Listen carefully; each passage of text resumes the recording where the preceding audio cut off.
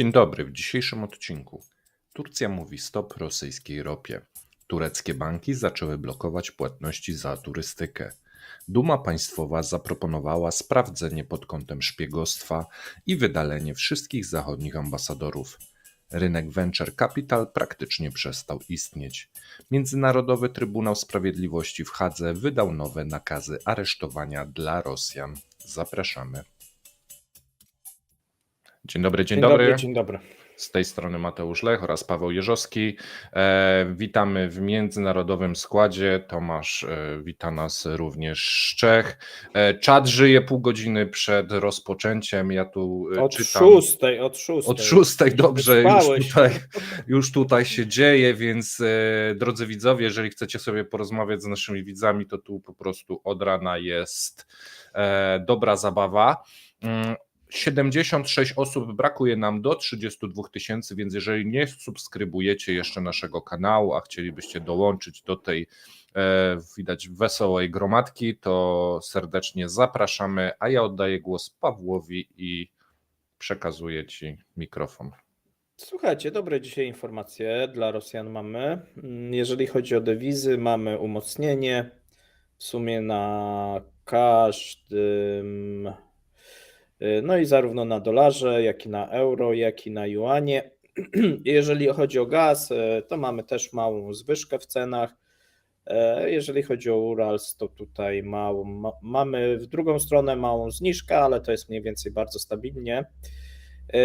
Wyszły też dane dotyczące wpływów do budżetu za luty, czyli za styczeń, no bo one są za luty, natomiast naliczane są ze stycznia. No i tutaj też pozytywne informacje, tylko że większość komentatorów zapomina, że od stycznia, słuchajcie, został podwyższony podatek od wydobycia ropy naftowej. A więc te wszystkie wzrosty, które widzimy, głównie związane są po prostu z wyższym podatkiem, a nie, że coś się zmieniło. No ale już Bloomberg jakieś głupoty pisał i polscy eksperci to podchwycili. Zwróćcie uwagę, że po prostu jak jest wyższy podatek, no to są wyższe wpływy. A my przechodzimy, słuchajcie, do krótkich informacji. No i pierwsza nie jest chyba za dobra. Ja mam czytać, bo ja jeszcze pochłonięty czatem jestem. To ja mogę. Tak, pierwsza nie jest za dobra. Słuchajcie, płonie kolejny skład paliw, tym razem w rejonie żeleznogrodzkim.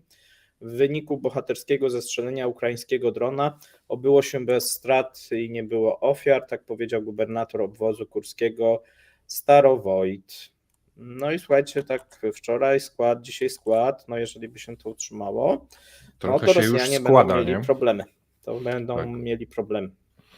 Władze Tuwy wprowadziły stan wyjątkowy o znaczeniu regionalnym w związku z pożarem elektrociepłowni w mieście Szagonar. Do zdarzenia doszło dzisiaj, 6 marca. Jak podaje agencja TASS, w budynku kotłowni elektrociepłowni doszło do wybuchu. W przedsiębiorstwie znajdowało się 21 osób, w tym 18 zostało rannych. Czyli to nie może być mały wybuch, bo jeżeli przedsiębiorstwo jest gdzieś rozproszone, no to się musiało tam dziać. Tak, nie znamy przyczyny, brany jest również pod uwagę jakiś sabotaż, ale tego nie wiemy w tym momencie, jaka była przyczyna. Prezydent Argentyny Javier Milei zamierza odwiedzić Ukrainę w czerwcu. No i to jest bardzo ciekawa informacja jak dla mnie. Zwłaszcza biorąc pod uwagę, jakie Argentyna ma problemy. Rząd Łotwy zatwierdził listę produktów rolnych i paszowych z Rosji i Białorusi, których import do kraju zostanie zabroniony. Uchwała wejdzie w życie 8 marca. My czekamy na polski rząd i parlament. Tak, Łotwa była dosyć dużym odbiorcą rosyjskiej żywności. Zresztą Unia Europejska nie jest też takim małym, bo tutaj już widziałem, że przecież Unia Europejska nic nie sprowadza z Rosji, Polska mało sprowadza z Rosji, ale już Unia Europejska, słuchajcie, dużo, a często te towary przez inne kraje też również docierają do Polski już przetworzone. Komisja Europejska dokonała obliczeń, zgodnie z którymi do 2027 roku będzie można uzyskać 15 miliardów euro wpływów z reinwestycji 208 miliardów euro. rosyjskich aktywów zamrożonych w Unii Europejskiej. I słuchajcie, tu są nowe pomysły różnego typu. Najnowszy pomysł, już nie obligacje, tylko podatki, żeby opodatkować dodatkowo. Więc ja proponuję tak 50% taki podatek. Ja 75 proponuję. I wtedy, no bo podobno opodatkować te pieniądze można i wtedy będzie to legalne, takie są. Więc No to czemu nie? czemu nie 100% w sumie? Czemu nie? Nie, żeby wiesz, tak co roku, żeby to przynosiło, oni chcą opodatkować, żeby tam było na przykład zawsze na tą pomoc dla Ukrainy. Mhm. No i to będzie się tak, wiesz, wtedy to pewnie topnieć. Mhm. No dobrze. Ciekawy pomysł. Ciekawe. Ukraina spodziewa się otrzymać w 2024 roku kredyt z Międzynarodowego Banku Odbudowy i Rozwoju w wysokości 1,5 miliarda dolarów oraz kredyt z Kanady w wysokości 1,4 miliardy dolarów.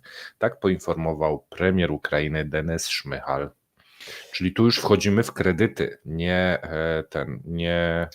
Wcześniej wsparcie. też chodziliśmy w kredyty. Mhm. Było różnie, ta pomoc była dzielona. Tylko że jak gazety informowały, to często pomijały tą informację, czy to jest kredyt, czy to jest, wiesz, jakaś darowizna. Okej. To pij sobie spokojnie, ja powiem dalej. Europa dyskutuje o kwestii udzielania pomocy Ukrainie w nowy sposób, bez wysyłania jednostek bojowych do tego kraju, powiedział prezydent Czech Petr Paweł. Okej. No i mamy informacje odnośnie tych podatków, o których przed chwilą mówiliśmy. Francja w pełni popiera propozycję wprowadzenia podatku od zysków zamrożonych rosyjskich aktywów, który według niej powinien wynieść od 3 do 5 miliardów euro rocznie. I ciekawe jest, czy to będzie się łączyło również z tymi reinwestowanymi, czyli jeżeli one przynoszą jakieś zyski, bo są inwestowane, to będzie się również doliczać. Tego właśnie nie wiem. Ale jak reinwestowane? Powiedzmy, z tych środków abstrakcja całkowita. Budujemy CPK w Polsce. Tak. Zainwestowaliśmy i później dochody z tego wysyłamy na Ukrainę na przykład? To na takiej Tak. zasadzie miałoby być? Tak, fajne. znaczy jest pomysł po pierwsze, bo teraz one są inwestowane na przykład w jakieś obligacje rządowe. To nie jest tak, że one są trzymane w gotówce, tylko w postaci na przykład papierów wartościowych, no bo jak one zostały zamrożone, no to były pieniądze zamrożone nie tylko na powiedzmy depozytach, ale również w postaci obligacji, nie wiem, tam szwajcarskich, niemieckich, francuskich, w postaci jakichś akcji bank centralny trzymał. No i teraz można sobie wyobrazić, i są też takie pomysły, żeby reinwestować te pieniądze. Że one są zamrożone rosyjskie, ale one będą reinwestowane. No słuchajcie, bardzo się kombinuje, ja po prostu bym wziął je, skonfiskował i rozdał i tyle. Nie wiem, po co są te kombinacje takie. Może to jest takie droczenie się z Rosją. Może no oni się bardzo denerwują. To może nie. Tak, wybudujemy 2 lotniska za to w Europie, tak, z waszych pieniędzy, nie? No tak. Ale to będą jeszcze wasze Albo pieniądze. wybudujemy fabryki zbrojeniowe za wasze pieniądze. To Za też wasze jest dobry pieniądze, pomysł. tak. To jest dobry pomysł.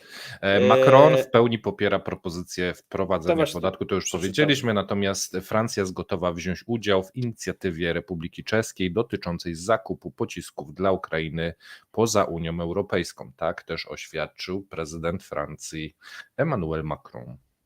Tak, i wydaje się, że całość tej kwoty, którą Czesi poszukiwali, zostanie zebrana. Już pierwsze dostawy prawdopodobnie poszły, tudzież są w trakcie dostarczania. Pierwsze transporty wydaje się, że poszły, bo już poszła informacja, a najczęściej jak już jest informacja, to często te dostawy już są na Ukrainie. Mamy, słuchajcie, też informację, że Unia Europejska dostarczy Ukrainie kolejne 250 000 pocisków do końca marca, oprócz już dostarczonych 350 000 i tu nie ma informacji, czy to łączone jest właśnie z tymi wszystkimi, czy też nie. Tu jeszcze minęło nam, ze względu na słowa Macrona o wojskach na Ukrainie nie ma napięć między Paryżem a Berlinem. Wszyscy w Europie i Stanach Zjednoczonych podzielają stanowisko Niemiec, mówi kanclerz Niemiec Olaf Scholz. Aha, okej. No, widzisz. Sąd arbitrażowy w Petersburgu i obwodzie leningradzkim zarejestrował pozew Gazpromu przeciwko Europol Gazowi, operatorowi polskiego odcinka gazociągu Jamał Europa, a także koncernowi Orlen. No i tutaj kolejne żądania. Wcześniej zakwestionował arbitraż, który Polacy uzyskali w Szwecji, w Sztokholmie. No teraz rosyjskie sądy nakładają grzywnę i nałożył też grzywnę na Orlen. 1,5 miliarda dolarów. Teraz zobaczymy, chyba będą następne grzywny na polskie spółki. No i co wtedy? Nic. Okej, fajnie. Znaczy wiesz, no to samo jak rosyjskie. Jeżeli polski Orlen posiada w Rosji jakiś Aktywa, majątek, no to z tym majątkiem musi się pożegnać, no bo po prostu wejdzie komornik i mu zabierze. A No jeżeli rosyjski kapitał posiada w Polsce jakiś majątek, no to przyjdzie komornik, jak będziemy mieli wyrok sądu i mu zabierze. To tak mniej więcej działa. No dobra. Okej, rozumiem. Tutaj wiesz, moim zdaniem nie ma możliwości podważania sądu arbitrażowego przez sąd lokalny, no ale oczywiście każdy kraj sobie może wszystko zasądzić i tu widzę, mając wpływ na ten... Tu widzę, wpakowałeś mnie na minę w następnym szorcie, bo takie w stylu jaruski. Prawie 50% rosyjskich kobiet marzy o nieoczekiwanej niespodziance na 8 marca. Kolejne 30% wolałoby pieniądze. No okej. Ty obchodzisz 8 marca? Czy jesteś feministem? Feministem? Nie no, obchodzę, w sensie kwiaty, coś tam, tak? O to chodzi, czy kupuję, czy tak. dostaję, bo ja nie dostaję. Chciałem powiedzieć, że... Nie, czy kupujesz? To kupować kupuję, natomiast nie dostaję, jestem niesamowicie tym faktem zawiedziony. Czyli co, nie będzie niespodzianki, tylko będą kwiaty.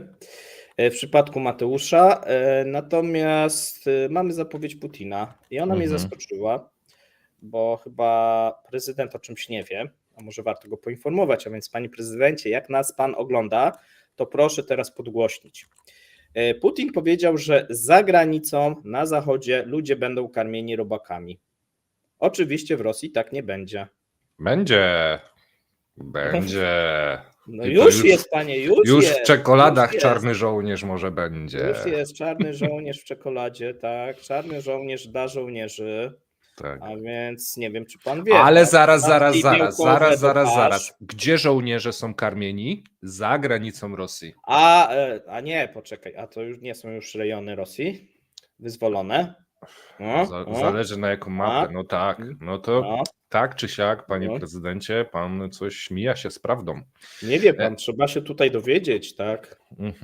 Administracja prezydenta potwierdziła, że zmobilizowani nie będą mogli wrócić do domu do końca specjalnej operacji na Ukrainie. Taką odpowiedź z resortu otrzymał zastępca przewodniczącego Jabłoka, deputowany Zgromadzenia Ustawodawczego Petersburga Borys Wiszyniewski. Czyli wikt i opierunek do końca życia, mordo, tak się mówiło. I no tu jak najbardziej. Pytanie tylko czyjego? Tak. Przechodzimy do dłuższych informacji, natomiast zanim przejdziemy, to musimy rozdać naszym widzom znowu kolejny fajny kubek. Więc chcemy rozdawać kubki. Musimy, bo był dekret, więc musimy. Tak, przechodzisz do pierwszej części, nie przedłużamy. Kubek widzicie, kubek będzie czysty, to nie ten, tylko inny. Tak, bez szminki, tak bez wygląda. niczego. Czekoladowa, to może ja dzisiaj. Pierwszy człon czekoladowa, ja podam za moment drugi człon, zostańcie z nami. Pamiętajcie, że wysyłacie poprawne odpowiedzi na maila, którego widzicie na ekranie. Pamiętajcie, że trzeba być aktywnym patronem lub osobą, która wspiera. Sprawdźcie, bo widziałem, że też się kończą jakieś subskrypcje na Patronite, a więc żebyście nie byli zaskoczeni. A my przechodzimy do informacji. Turcja mówi stop rosyjskiej ropie. Słuchajcie, rosyjskie firmy naftowe napotykają na nowe trudności na tureckim rynku z powodu narastającej presji ze Stanów Zjednoczonych. USA nałożyły sankcje na dziesiątki tankowców z tak zwanej floty cieni oraz zablokowały transakcje finansowe poprzez tureckie, chińskie i arabskie banki, o czym często mówimy. Natomiast tego jeszcze nie mówiliśmy. Główny terminal przeładunkowy Dort-Yol, tak się to wymawia, Pawle? Chyba tak. Chyba Djurtjol, położony na śródziemnomorskim wybrzeżu Turcji, odrzucił współpracę z rosyjską ropą. Mimo że nie doszło do naruszenia przepisów czy sankcji, terminal nie będzie już przyjmował ropy od rosyjskich spedytorów, oznajmiło GTS we wtorek. GTS to jest firma zarządzająca terminalem. Firma poinformowała klientów o tej decyzji pod koniec lutego. W 2020 roku ten terminal obsłużył rekordowe 11,74 miliona baryłek rosyjskiej ropy, 7-krotnie więcej niż wszyscy spedytorzy w 2021 roku. Kepler podaje, że ropa z tego terminala trafiła głównie do portów greckich. GTS kontynuuje przyjmowanie ładunków z Rosji, które zostały zadeklarowane przed ogłoszeniem zaprzestania handlu, natomiast te dostawy się powoli kończą.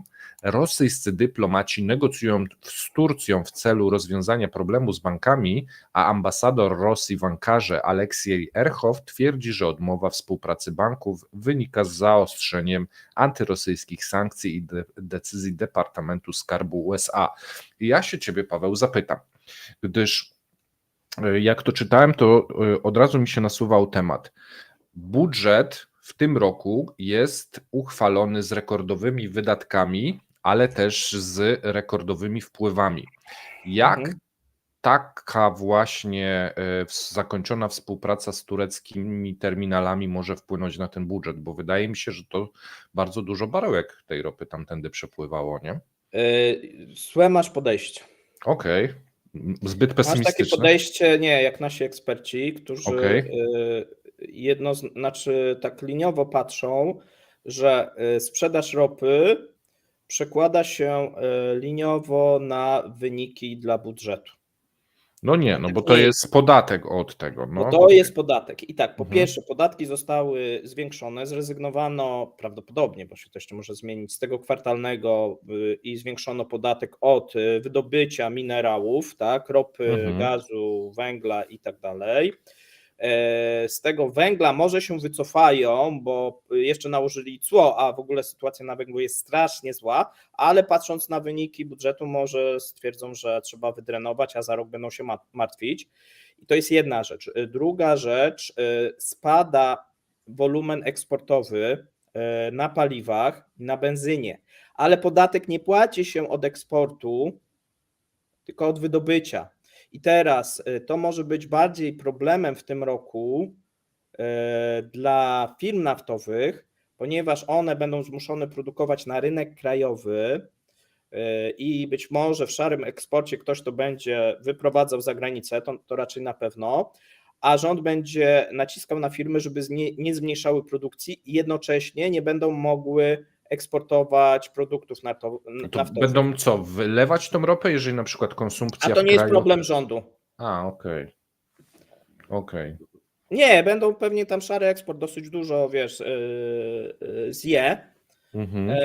Być może będą zmniejszać tą produkcję. Na razie mamy zmniejszone, słuchajcie, tak jak mówiłem, w czerwcu już 8 z przodu zobaczymy, 8,9 miliona, a kiedyś Rosja robiła nawet 11, nie? Więc to jest, wiesz, ten wolumen jest zmniejszany, natomiast ponieważ jest przebudowa tego podatku, tutaj być może w stosunku do 2023 budżet aż tak mocno nie odczuje. Ale będą topili firmy naftowe w tym momencie. No bo ta firma, okej. Ale wiesz, firmy dosyć do tej pory dużo zarabiały, no to będą mało zarabiać i tyle. Nie będzie nowych inwestycji, nie będzie nowych odwiertów, nie będzie tam wielu rzeczy, ale to będzie problem, który będzie za 2-3 lata, tak? A teraz przecież wojna się prowadzi, nie? Więc no dobra. To trzeba mieć jak gdyby moim zdaniem na uwadze. Zobaczymy, wiesz, jak to będzie, bo to oczywiście może zaburzyć No bo wiesz, bo też planowali ten rynek budżet gdzieś w krajowy. październiku, listopadzie, nie? A tu Tak. się pojawiają, nie było tych sankcji rozliczeniowych, problemów rozliczeniowych z Turcją, Chinami i tak dalej. Tu teraz te odcięcia od rynków europejskich, jeżeli chodzi o ten eksport ropy, to wszystko, wiesz, to są jakieś perturbacje, które nie były założone w budżecie, a on i tak był rekordowy, nie? Tak, oni założyli, wiesz, 20% zwiększenia dochodów w 2024, a No. wczoraj mówiliśmy, że tam zrobili mniej razem z regionami, czyli zrobili 7 i to spada jak gdyby z roku na rok ta dynamika wzrostu. No to, co może ratować, no to wysoka inflacja i wpływy z VAT-u, ale już rynek ten bankowy spadnie przez te stopy. Ja mówiłem, że te stopy to błąd, nie? Dla budżetu. No bo banki nie będą mogły udzielać kredytów, teraz mamy tam nową, będziemy o tym jutro mówić, nowe obostrzenia i nowe wytyczne dla banków i odmawiają teraz kredytów, akcja kredytowa spadła o 30%, tak się szacuje w lutym, no i w związku z tym te zyski banków też spadną.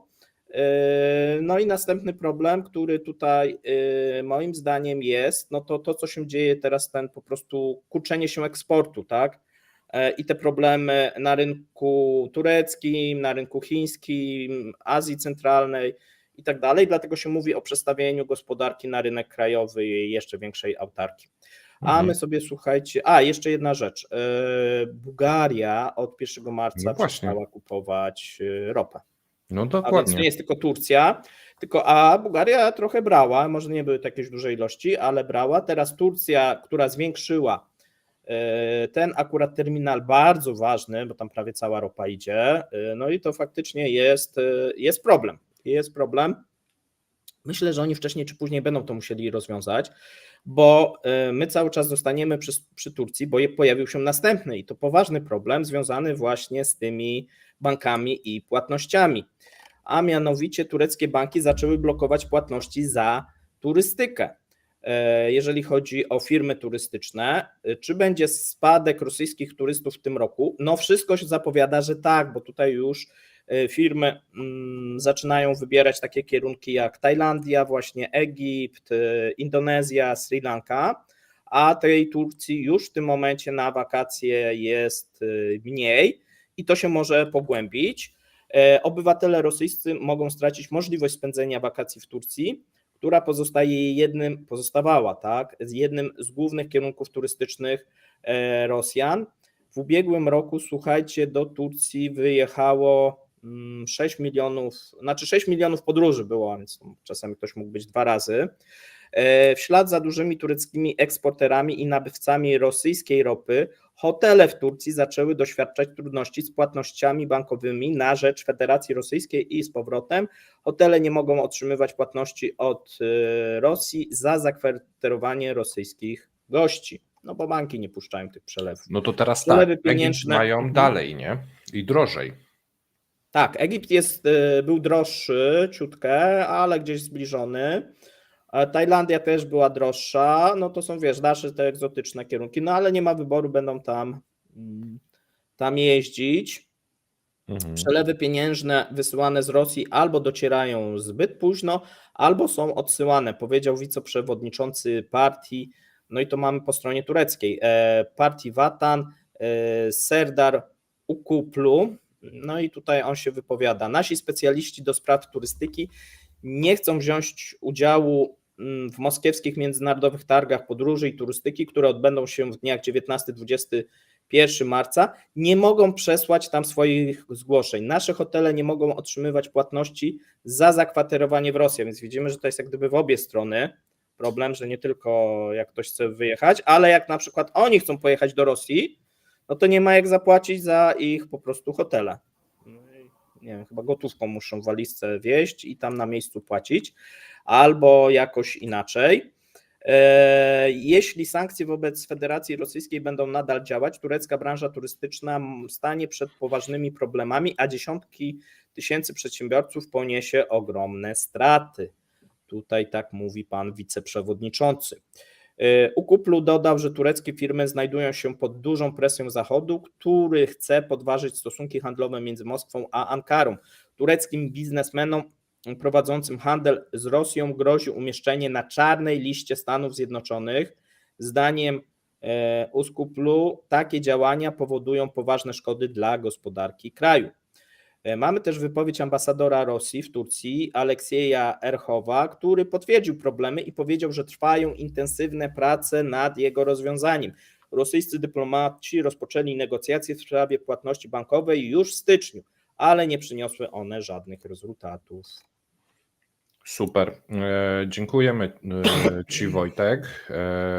I zanim przejdę do następnego tematu, dwa ogłoszenia. Nie wiem, czy widzieliście wczorajszy materiał. Polecamy. Będziemy mieli okazję spotkać się z Wami dzięki zaproszeniu Michała Wiśniewskiego w Warszawie. Tam są darmowe bilety na hasło Kremlinki. Obejrzcie materiał, można się zarejestrować i sobie zdobyć. Będziemy 16 marca, więc tu taki spontan wyszedł w sumie fajny. A drugi temat dzisiaj jest po południu. Marek Meissner, dzisiaj środa, nie? Marek. Tak, słuchajcie, dzisiaj mamy Marka Meissnera, warto o 17 włączyć Kremlinkę. O, już puszczasz, myślałem, Tak, że tak, pierwszy. mam. Ale się ładuje powoli. Taki. No, Marek ciężki dzisiaj, bo dużo Ciężki, złota, bo wiesz? złoto, tak. Złoto, Złota tak. marynara i dużo złota. Tak, widzę, że złoto go tutaj przyciążyło. Będziemy mówić o tej Turcji, ale też będziemy mówić o obietnicach Putina. No i powiemy, czy prowadzenie specjalnej operacji 3-dniowej przez kilka lat będzie do pogodzenia z nowymi obietnicami, głównie socjalnymi. A ja przechodzę już dalej. Duma Państwowa zaproponowała sprawdzenie pod kątem szpiegostwa i wydalenie wszystkich zachodnich ambasadorów. Zastępca Dumy Państwowej Michał Szeremet zaproponował sprawdzenie ambasadorów Unii Europejskiej w Moskwie pod kątem szpiegostwa po tym, jak odmówili oni spotkania z ministrem spraw zagranicznych Rosji Siergiejem Ławrowem. Stanowisko europejskich ambasadorów jest nie do pomyślenia i obraźliwe. To prawdziwe chamstwo, stwierdził poseł reprezentujący zaanektowany Krym w Dumie Państwowej. Najwyraźniej mają coś do ukrycia i wstydzą się spojrzeć naszemu ministrowi spraw zagranicznych w oczy. Uważam, że zdecydowanie powinniśmy zorganizować kontrolę z ambasadorów z Zachodu pod kątem szpiegostwa, działań prowokacyjnych i ingerencji w wewnętrzne sprawy Rosji. Ja przypominam lustro. Rosja, gdy o coś oskarża, to najprawdopodobniej robi dokładnie to samo. Szeremet dodał, że Rosja zapewniła ambasadorom Zachodu wszelkie warunki życia i pracy, a oni odnoszą się do niej z brakiem szacunku i arogancją. Jeśli zachodni ambasadorzy w dalszym ciągu okazują brak szacunku Rosji, to jestem pewien, że należy podnieść kwestię uznania ich za persona non grata i wydalenie z naszego kraju. Dziś nie widzę sensu ich pobytu w Rosji, jeśli odmówią spotkań z urzędnikami państwowymi. Ja tu się zgadzam z panem Szeremetem, może rzeczywiście należy się pozbyć wszystkich z ambasadorów, ale rosyjskich z krajów właśnie zachodnich, bo po co mają tam być, jak negocjacje na razie oni w ogóle nie ma z nimi sensu negocjować, a dyplomaci rosyjscy w europejskich krajach są elementem machiny propagandowej Kremla. Dajcie znać, co o tym sądzicie w komentarzach, bo dla mnie na razie nie ma to najmniejszego sensu. Ty, Paweł, jakieś masz zdanie na ten temat? Nie znam się na tym. Aha. Przejdziemy sobie do ważnej informacji. My kiedyś mówiliśmy dużo na temat rynku venture capital. No i w sumie chyba przestaniemy mówić, bo rynek venture capital w Rosji praktycznie Śpi słodko, przestał aniołku. istnieć. Tak.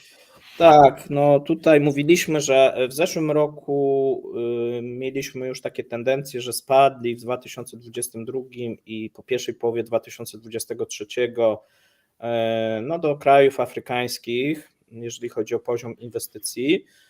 No i teraz przegonili, znaczy już przestali w ogóle cokolwiek chyba inwestować.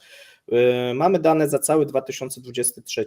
W 2023 wolumen inwestycji venture capital w Federacji Rosyjskiej osiągnął historycznie niski poziom, znaczy najniższy, jak gdyby, jaki może Możliwy. być. Możliwy $118 milionów.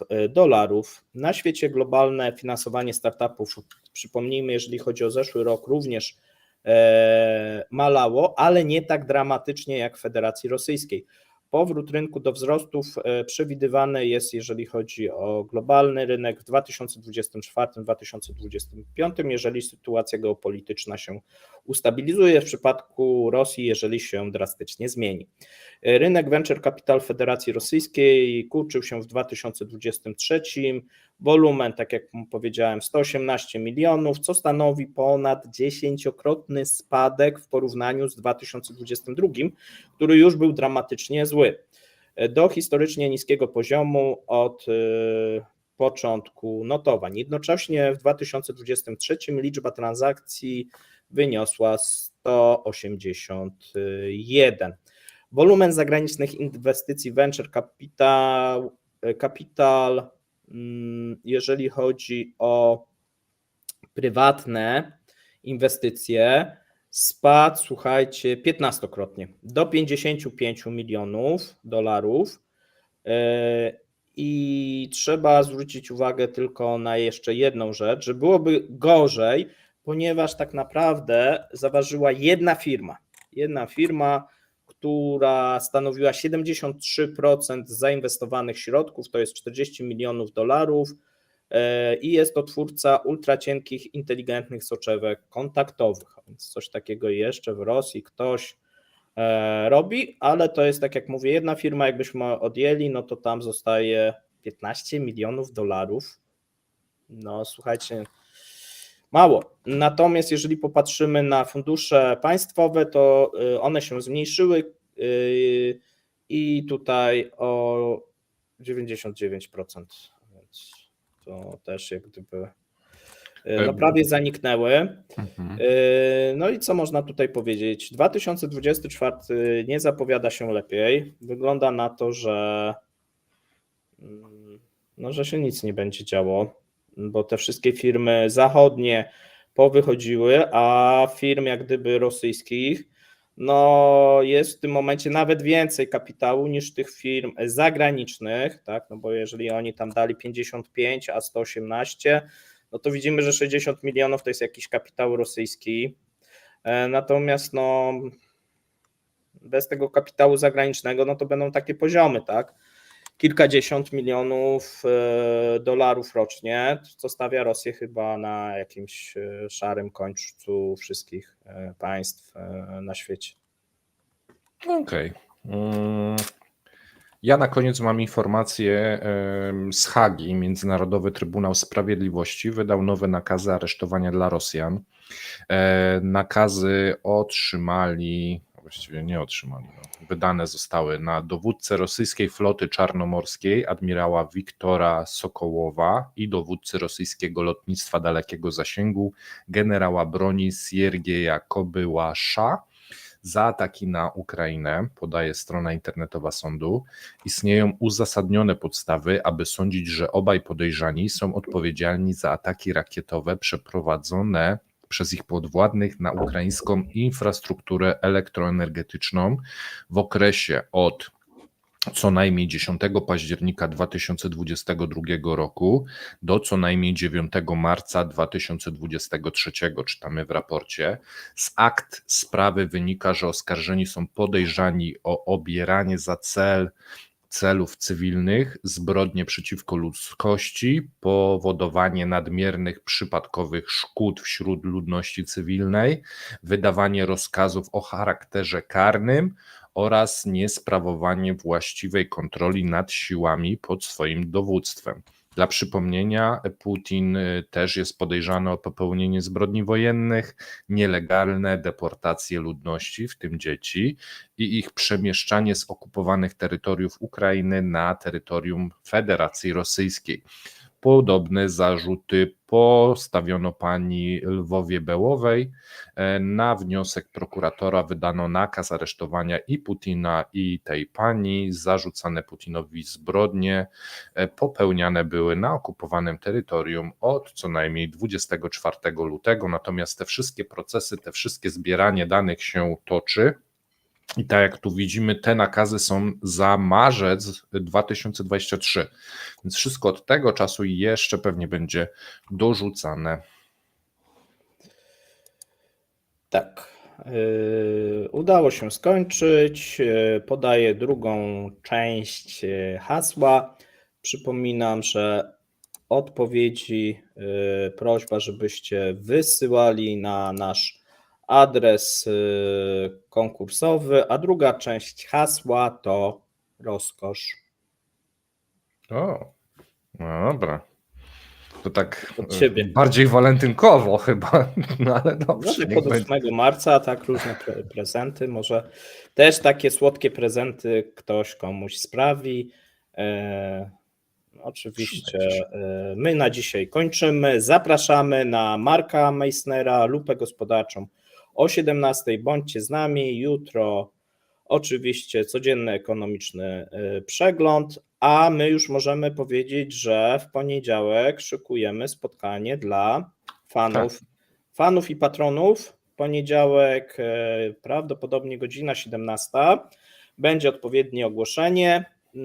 Też będą właśnie nowe formaty i w piątek, i w następny piątek, i we wtorek prawdopodobnie zbieramy pytania dla Wojtka i Jakubika, więc tutaj mamy w planach zapraszamy. program informatyczny, mamy program związany z lotnictwem cywilnym, więc dużo Tak, ciekawych jeżeli rzeczy. ktoś chce wystąpić u nas w kanale i coś ciekawego ma do powiedzenia i chciałby się tym podzielić, również zapraszamy, bo takie zgłoszenia, tak jak widzicie, coraz częściej do nas docierają, a my z chęcią nawiązujemy współpracę. Trzymajcie się, miłego dnia życzymy. Cześć. Cześć.